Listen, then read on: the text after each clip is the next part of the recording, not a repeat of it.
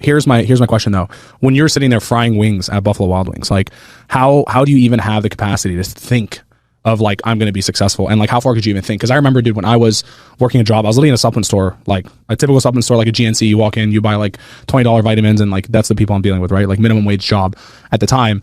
Yet I was in the back, like learning, taking courses, whatever, between people that were walking in. I was always studying. The guy next to me was always on Netflix, right? And like, there's a clear gap in our life of where I am and where he's at right now, right? Because of that. But I only even had so much foresight at the time, right? Like at the time I could only fathom making 10K a month as a huge goal, right? Then you get there and then it's next. And then, you know, I'm sure now even the deals that we're talking about, right? We're talking about $100 million deals, $1 billion deals, et cetera, right? Whereas like no way our brain could have fathomed that at the time, right? So like where were you mentally? Do you even remember like when you were doing those jobs, like how far ahead could you even like think or see? There's this concept of excellence, and excellence is irrelevant and doesn't consider what you're supposed to be excellent at.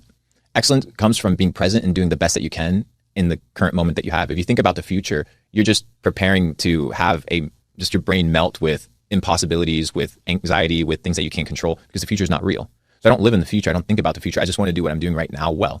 All I want to do right now is on this podcast, give you the best of me, right? And if we operate with that same attitude always, then life will always give us the best present moment. So I was telling, I was walking into your office and I was telling Laura, I was like, wow, I don't regret any of the come up. I'm so glad every part of my experience was what it was, because I was so in the moment enjoying it. When I was driving in my Ford Buick, doing door-to-door sales, knocking, I wasn't thinking about one day sitting in the McLaren or in the private jet. And I wasn't like, oh, I'm missing out on that. I was just like, I want to do this thing really, really well.